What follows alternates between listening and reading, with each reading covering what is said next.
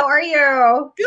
Hey, everyone out there. Welcome to the Life, Love, and Money Show with Summer and Jen. Welcome, welcome, welcome. Yes, thank you for being here. We see people are here with us. Thank you. Thank you. We'd love for you to drop some comments and please hit that share button because we're going to be talking about something really interesting today. When you want to break up, but you guys live together. And what do you do? How do you handle that? Oh my gosh. You want me to read the question? Yeah, please. Okay. So here we go. I'm in a relationship and we aren't married, and I've decided that I need to leave the relationship, but we have a lease and new furniture we bought together. How do I walk away? There it is. Yeah. So what do you do? It's a financial entanglement. Yeah, exactly. So here's the thing. I'm going to get right into this. And by the way, folks, make sure you comment. Leave your comments. We want to hear from you. Hi there, Gail.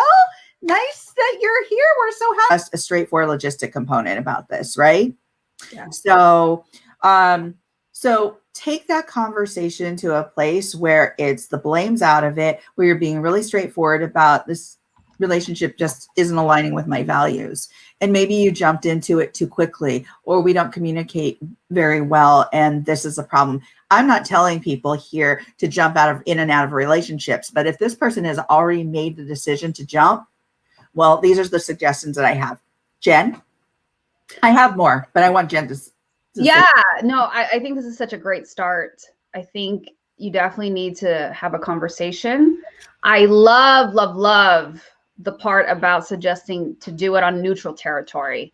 Yeah. And absolutely, you're right. Because especially when things are heated, depending on why you want to leave, it's really important to be able to do that in a safe environment in terms of like, okay, that person's probably, I mean, you're going to still get your people who are going to like scream no matter what, but it's less likely to happen because you're in the public eye. Yeah. So it's really setting yourself up where the environment is conducive to a much more likely mature conversation and to be able and come prepared. I think it's so important to come prepared because sometimes, when we just say, hey, we need to talk. And that's a whole other conversation because like people don't like to hear those words like, hey, we need to talk. Like, yeah. And I think we had that conversation. You and I offline, we've had that conversation. Yeah, not a great way to start a conversation. Yeah, try not to do the, hey, we need to talk. Like nobody wants to hear that. It just right.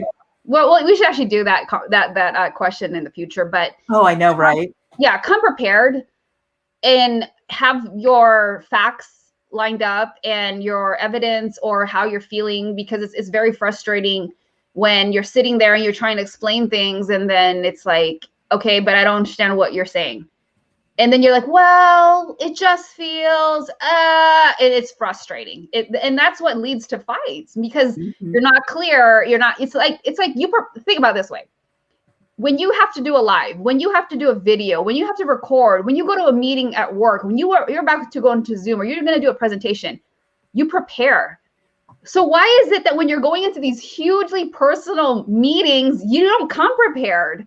You're just like, okay, well, I feel this way. I'm feeling this way. And there's no preparation. So give yourself that, give that to yourself, that gift to be able to come to this meeting, this conversation prepared and understand what you're trying to express, have examples, because how many times have you been in a situation where the other person, you're telling them like, I feel this way. And then they're like, okay, give me an example when. You're like, I don't know. I just know I felt that way. Okay. That doesn't work. That doesn't work. It doesn't help the other person. It doesn't help you look good. And it's not about trying to look good but it's really, I'll say this. I go through a lot of stuff with people when they're going through legal cases. Yeah. And Summer and I talk about this so much offline, and it's kind of been like my life over the last decade. And it's like, okay, do you have the evidence? Do you have a strong case to prove that? And not that I'm saying you're going to court, but I'm saying kind of look at it in that light that you're coming to the table with concrete examples of, this is when I felt neglected.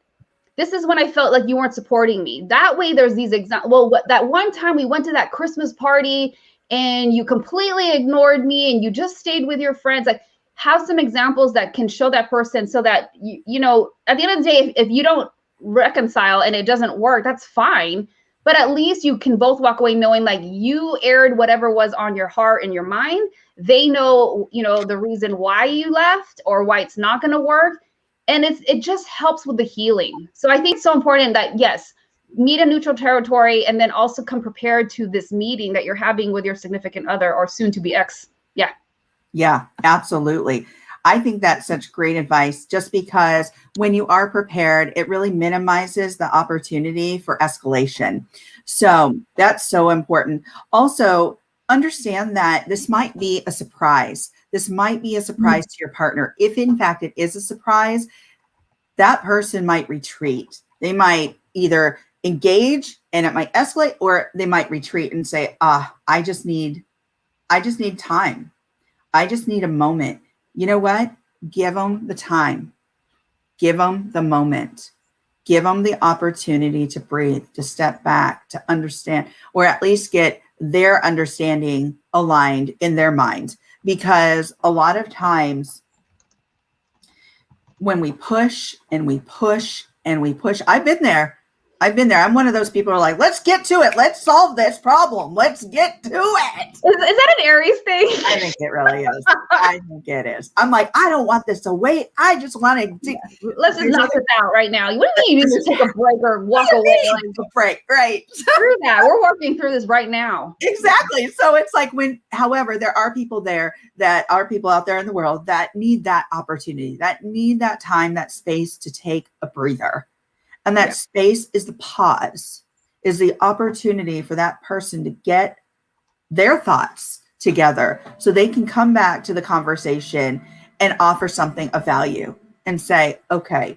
And here's the thing. I didn't get, when the person submitted this question, it wasn't, oh, here are all the details. So I don't know if they're fully invested in working this out. But what she did say, or he said, was, I want to break up. I want to split up. So we're going based off of the terms of the question, right? So if somebody is clear, here's the other thing. If somebody is clear about what they want, they have to understand what their boundaries are, in their relationship, what their values are, or opportunity or boundaries are for their person, what their expectations are.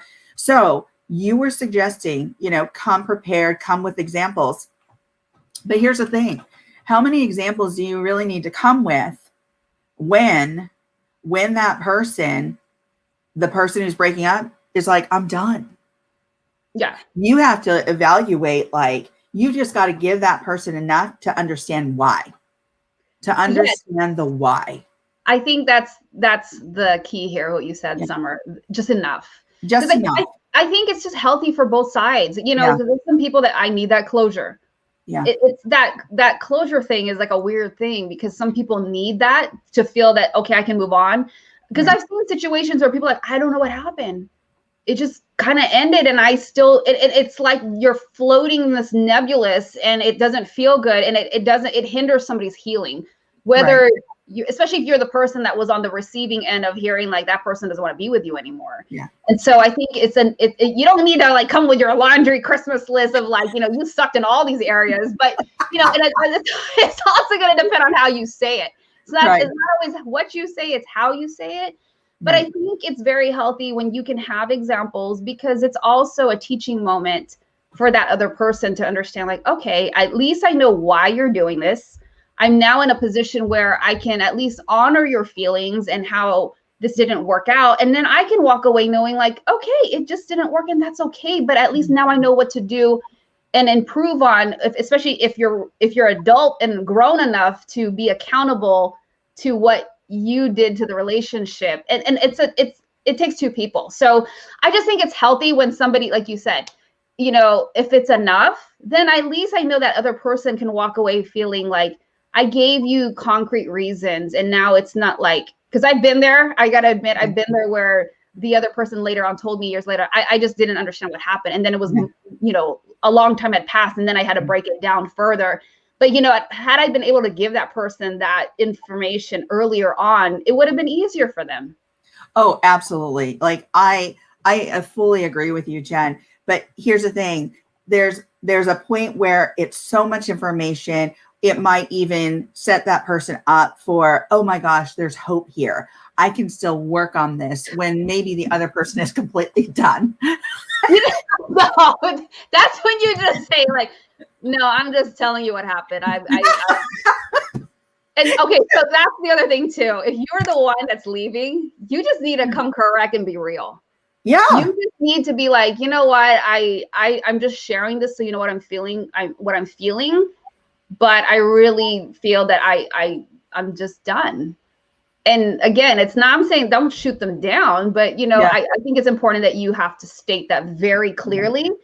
Again, I've been in that situation. I'm coming from experience. I'm telling you guys, like I have had to say that, like, no, I didn't say it this way, but pretty much I was pretty clear in saying like, there's no hope. There's no hope. Right. And that's what I mean about boundaries. That's what I mean about, being clear about your own personal boundaries. I like what you said about coming prepared. Come prepared to that meeting. Now let's get to the financial aspects. And I do want to touch on this part because part of this question was about a lease. Yeah. And there are financial obligations there. When you sign, first of all, and I'm going to take a step back here. Before you decide to move in with somebody, we might be like, oh, I'm so in love. I love that person. Okay, that's great. That is really great. But here's the deal. Before you ever sign a lease, before you put your name on a lease, understand what that is, what that means to you. Mm-hmm. Understand the legal responsibility, the legal obligations there. Second, observe that person's pattern of behavior of living. How do they live? Ask their roommates, like, who does what around here? Who does the chores? Do these people do chores? Because let me tell you, when you get into a relationship or you just decide to move in and that person throws their laundry everywhere and yet you have a laundry basket and you like to keep things tidy, that's not really going to work for you. And I'm not saying that's the end all be all, but hey, it's these little things that add up that are like exhausting for a relationship. Oh, yeah. So it's like you just need to observe behavior. Observe the behavior. I'm really big on that. Like, observe that behavior, understand what those living conditions are like that they're living in currently before you ever get into a live-in situation. Secondly, how they pay their bills. Are they timely with paying their bills? Are they behind in paying their bills? Do they have accrued debt? I mean, these are questions, legitimate questions that you can ask, legitimate questions that you can observe. Really important things before you jump into a lease. As I said, we may have these lovey-dovey feelings and we might like be all in or think we're all in and jump into a lease and boom, this happens. And then you're like, oh, hell, now what? Yeah, now what? Okay, now what? So then you go back to, okay, now to be prepared, you got to look and take out that lease. You got to see if your name was on that lease. You got to look at the terms of that lease. You've got to understand the jurisdictional terms and maybe if you're like Jen's from California, what does it mean, in California to have a lease? What does it mean in California, in Los Angeles to have this lease? Does that mean that they now have the right to take away my deposit? Does that now mean that they have the right to ask me for 3 months of rent? What does that mean to you? And that's a big deal. Because that could impact your credit. I just thought of a funny phrase. Yeah, you don't want it to be from partner to squatter. Yeah. I mean, there are some states, and I'm in one of them where the rent laws favor the tenant and not the landlord. And yeah. It's very hard to. Again, in the last show I said convict, not convict. I meant to evict. Evict. Now I'm all confused. Yeah, my mind is somewhere else, obviously. But yeah, depending on what state you live in, you got to be careful about these laws. Like, I know in some states it's like, 30 days. We had one of our friends was on her show on IG Live, and she's in Georgia. Yeah. This summer, one night. Don't have any sleepovers. No sleepovers. For state laws. Make sure you're not doing no sleepovers, no one night stands. You're going to be in a world of fiscal pain. Yeah, so just be careful. Just know what you're getting involved with, like literally and financially. Whose name is on it. A lot. I mean, in regards to and whatnot, and then it was a bad situation, and I'm just like, am I going to really nickel and dime this person for the half that they haven't paid me? And Yeah. then I had to be realistic because I knew that that person didn't even have the money. And then I'm like, okay, am I going to be like this bookie, this collector for years to come? And you really do have to get to this point where you realize like, hey, you know what? I just need to walk away from this. It's not worth it. Yeah, you might feel the sting, especially when money's tight. You start to tend to think of, yeah, but that was like, you know, $1,000 I spent here and this much, and then they haven't paid me back. It is so not worth it. I'm telling you from experience, it's not worth it. And that furniture is like already depreciated. Like it's not even worth 50% of what you paid for. Like the markup on furniture and cards is ridiculous when you really understand how much these things cost on a wholesale basis. But even you know, past that, like it, you know, I've had friends and people that I've you know, been with before, and they were in marriages that did not work out, and many times, you know, they were the breadwinner, and they had huge homes, tons of material things, and their happiness was gone. And then they realized, they just told their soon-to-be ex-wives, like, take it all. Like, I don't care. I just want peace. I just want to be happy. And so it comes to that point where you have to ask yourself, is it even worth it even thinking about? Because all that energy that you're putting into all this thinking about like the money and the furniture, it's just not worth it. It's you're better off putting that towards planning like other things. Like for example, things that you're going to need to consider, especially if you are not on the lease, or you're going to, like Summer said, if you are going to stay, are you going to get another roommate in? How are you going to ask this soon to be ex to leave, depending on the laws in your state and all that? And if it's amicable and they can just leave, and are they going to fight you, become a squatter? I mean, you got to think about those things.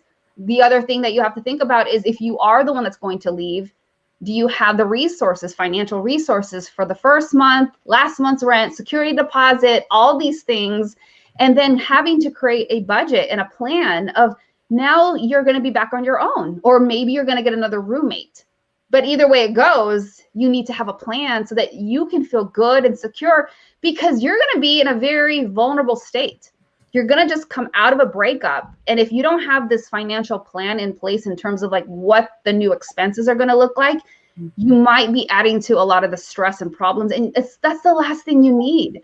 So from a logistic, practical perspective, that's one of the best things you can do for yourself, is that you properly plan so that you know where the money is going. You know how to better handle things moving forward. You now know what to look in terms of the lease and the terms and conditions and the agreements and all those different things. And like Sarah said, like, you know, moving forward in the future, if you were to ever do it again, there's now things that you learn from experience and you gain wisdom, because it's very easy for us to just go like, I was stupid. I don't know what I was thinking. And some are always, she always reminds me, it's gaining wisdom. It's gaining wisdom, because I'm so easy to go like, oh yeah, I was so freaking stupid. And she's like, it's gaining wisdom. And I'm like, okay, it's gaining wisdom. And I the last thing I want to add to this whole thing is, stop beating yourself up. Because I know sometimes we get into these situationships sometimes, and we ask ourselves, like, you know, I don't know what I was thinking. I don't know what happened. And I want you to have grace, because we all have been there. We've all made these mistakes, and whatever kind of mistake it was in the situation you've been in. And it's very easy for us to beat ourselves up. But now there was a quote I saw in my team meeting yesterday. It wasn't, shoot, I forgot who it was. But it was like, you're not starting all over from scratch. You're starting over with experience. Mm-hmm. Oh, I love that. So remember that. But yeah, we mess up, we fall, we fail, whatever. But this is the important thing. You take this knowledge, you now know what to do moving forward, and then you plan better and set yourself up for success, and set yourself up so that you can move towards that joy and happiness that you didn't have before. And now you're going into with more wisdom. So try to shift that perspective and that mindset, that now you can move forward making decisions from a better space. Right. And I love that. I love that growth mindset. So that mentality of applying the wisdom. So just because you came out of a crappy situation, you've gained something here, and it's gained wisdom as long as you can apply it. Right. Yeah. So there's an action that goes behind that. Is once you've recognized you've gained the wisdom, then how do you apply that wisdom towards your next steps, towards your next relationships? Because you don't want to continue to make the same errors or missteps that you did in the previous ones. It's not to say we're not going to make missteps, because we're human. That's how we are, and that's how we learn. Some of our best learning situations are from our missteps. They're not necessarily from our successes. We can all win. We're all winners, right? So it's like, yeah, it's easy to win, but it's not easy to come through challenges. So when you can find ways to come through those challenges, it's so important. I want to take a step back really quickly, Jen, and talk about something that you mentioned, which I think is great. So when you're talking about the furniture, and how that depreciates and, you know, the value, really look at what your ultimate goal here is. Is your ultimate goal to leave this relationship? Is your ultimate goal to figure out how you're not going to get financially duped here? Is your ultimate goal to figure out like how you're going to thrive from here on out? What's your ultimate goal? Because when you go back to that furniture, you're trivializing that relationship, because that relationship, you still invested time, effort, and energy in that relationship. That relationship was meaningful. Don't trivialize that relationship by breaking it down into pieces of furniture and throw pillows. The throw pillows. Really, right? Yeah. Like, I'm going to fight you for a throw pillow, because I think that people in these situations, a lot of times they're hurt. So take a step back and ask yourself, where am I? What is my ultimate goal here? How am I feeling? Where am I going to take this? What's going to serve me best here? What is going to serve me best? And when you take that opportunity to ask those questions, you're going to get yourself out of the drama. The drama feeds so much garbage. And that's what I mean by trivializing or applying that trivializing, because that really breaks down anything you had in that relationship, or even potentially continuing a friendship with that person. Yeah. So what is the ultimate goal here? What do you want? You know, and stay away from trivializing and dramatizing this event. Although that drama, and let me explain, drama feeds the soul sometimes. If we're used to, you know, igniting drama, that's kind of like that dopamine feeling that kind of gives you that surge. Change your patterns of behavior. You don't want that kind of dopamine. You don't want the wrong kind. Yeah. You don't want to create dopamine that way. Let's put it that way. You know what I mean? So. I was going to add, I did not share this in the last one, but this is actually a question I've gotten over the years. For some of you that know, I went through a divorce myself in 2009, and I moved out of a huge house, had a ton of furniture. I'm telling you, everything I'm speaking from is I went through it, and then other relationships after that. But the question I get often is like, or no, not even a question. No, sometimes it's a question, but they'll go like, should I just get a storage unit? And my answer is always no, don't. I wasted years of paying for one. And then I think about it like the amount of furniture that, or the value of the furniture that was being housed in it, was nowhere near the amount of money that it took to house it and store it. Yeah. And so please, I get this question often when somebody's going through this predicament. It's like, oh, should I just get a storage? I'm like, no, get rid of it, sell it. Donate it. I don't care what you do, but do not put yourself in a situation where now you're paying for it to be housed in a storage unit, because you will end up wasting money. I promise you. And then you get lazy. You don't want to take the time to move all that crap back out. Like, you just get rid of it from the start. And that's what I'm saying. Like, you know what? Think about it. What is your ultimate goal? Like Summer said, is it for peace? Is it peace of mind? Is it like, I just want to be able to be happy again? It is not worth it. So if you have that question cross your mind, like, the answer is no. Don't even waste your time and money getting a storage unit. Yeah, true that. You know, I this is a personal story, and then I'll be quick about this though.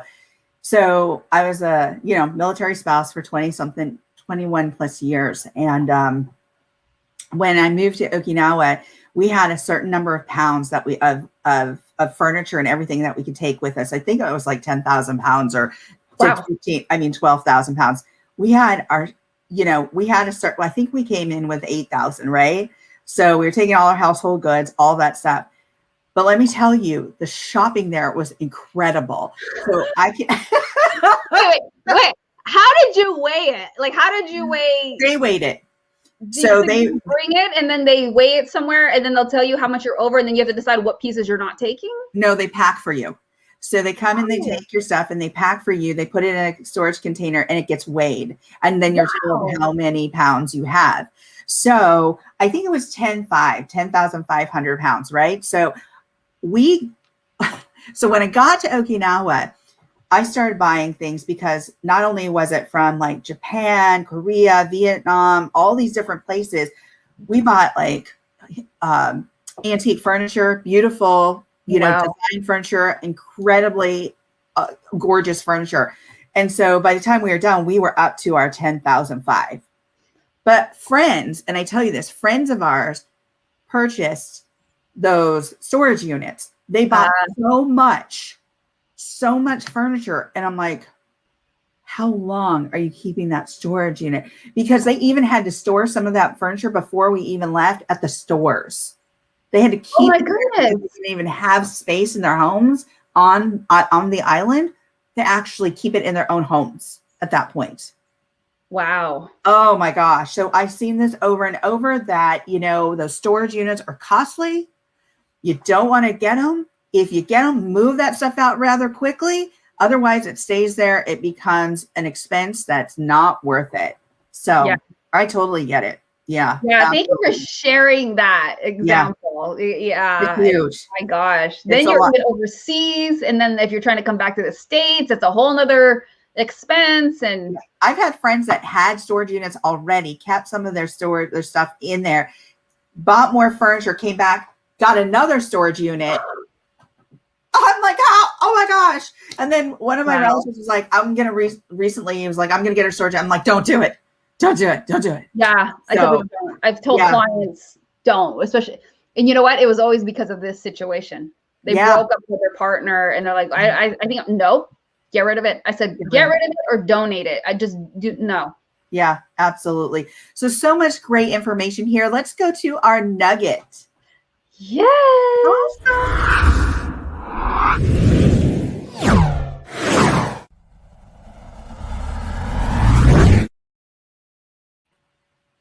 All right. Do you want to start? Sure. Yeah. You know what? My nugget's just going to go back to the logistics. And I think it's so important for you to take inventory and do an assessment okay, sure, you paid for that couch or you paid for that and just write it down and then write down the value or just take inventory so that and then go through an exercise and ask yourself, can I just walk away from this? And I think it's kind of this healing process where you're going through it very methodically and then you can really understand like, okay, what's involved. And I think it's also very healthy so that moving forward, if you find yourself in a situation again where you're doing this, if you decided to, move in with somebody again, you're going to make your decisions from a different space.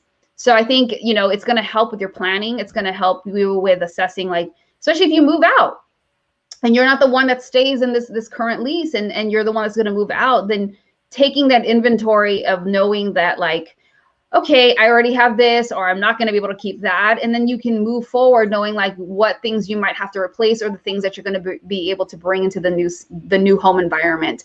And when you do that from a perspective in a space where you're calm and you're not rushing, you're not going to be, you as independent, you don't still want to be in that place where like, you're just like, wiping everything off the kitchen counter and dumping it in a box and you're doing everything in a rush. I think when you can do it from a space of, it's planned, it's not this hurried thing, it just shifts your perspective. So my whole wish for anybody that's going through that is that you're never in a rushed place, because anytime you're in a situation where you have to rush through decision making, it usually is not the best outcome that you wish you would have picked. Oh, I absolutely love that advice. Taking an inventory. As a matter of fact, I'm going to take a step back here with that suggestion. Yeah. When you move in anywhere, take an inventory of your stuff, right? When you move in, take pictures, because if you're looking at getting renter's insurance or leasing insurance or homeowners insurance, you're going to want that inventory anyway. So pull up that list. And if you need to add to that list in regards to inventory. Now, here's my switch on this inventory business, because I really like what you're saying here. Yeah. Here's my words of wisdom. emotional inventory. Mm. So here's the deal with this. I want you to ask yourself some questions. Where am I right now? How am I feeling? And what's the overall picture here? And what is my ultimate goal? What do I want to end up? Where do I want to end up here in this situation? Do I want to just be out of this situation in this relationship? Or is it that I want to maintain a friendship and I want to be amicable? I don't want to trivialize this. I just need some space because this relationship isn't working as it is. Do an emotional inventory, see where you stand, take a breath, take a breather, take a step back, and really ask yourself some deep questions and give yourself that opportunity to really reflect on some of the choices that you're going to be making. So I love that. I love that. We're asking you to do a physical inventory as well as an emotional inventory. Super love it. Yeah, because they really do work hand in hand. And especially when we're talking about money, I think far too often we're looking at only the logistics and we're ignoring how we're feeling, or we're only looking at how I'm feeling and then you don't plan. And then that could also be just equally as dangerous. So super, super, super important. Thank you for sharing that. Oh, absolutely. But let me add one thing to that. You can actually separate these things. And when you do, it makes it a lot easier. I know you want to merge these things. I know you want to merge the logistics. I know you want to merge the household stuff with the emotions. Well, you can separate that. And when you do, it makes your decision-making process and applying your wisdom so much easier. So, excellent. Thank you, Jen. Thank you, everybody, for joining us today on the Life, Love, and Money Show with Summer and Jen. And remember, we are always here every Thursday to answer your questions. Please, please, please DM us your questions. You can DM us your questions at the Life, Love, and Money page with Summer and Jen on Facebook. You can DM us at Core Women on Facebook. You can also be part of our collective, our Life, Love, and Money collective, which is also on Facebook. And here's the other bonus. Right now, if you missed any of this, go to our YouTube page and subscribe to the Life, Love, and Money Show with Summer and Jen. It's right there. Please go and subscribe. It would really help us out. Plus, this might just be information that others need, and will actually benefit from. So share this information, share our site, share our YouTube, go subscribe now, and make sure to join us every Thursday here on Facebook, Twitter, and also YouTube at the same time, which is 11:45 a.m. Pacific Standard Time, which is also 2:45 p.m. Eastern Standard Time. All right, Jen, are you ready to take it away? I am. Thanks, everyone, for being here. See you next week. Thank you. Thank you for watching the Life, Love, and Money Show with Summer and Jen. Dr. Summer Watson is the owner of the production and coaching company Core Women, LLC, is a doctor of psychology, has a depth of experience working in both for-profit and nonprofit in human services and mental health, is a professional coach, seminar host, documentary film producer, and an author. Jen Fontania is a former financial advisor and now a certified money coach, speaker, and has published 6 books. She has worked with organizations such as the Walt Disney Company, Warner Brothers, Target, Goodwill, and the U.S. Air Force. She loves working with women and helps them master their money and mindset to empower them to build the ultimate life without worrying about money. Join Summer and Jen every week as they go live on the Life, Love, and Money Show on Instagram, Facebook, Twitter, YouTube, and LinkedIn.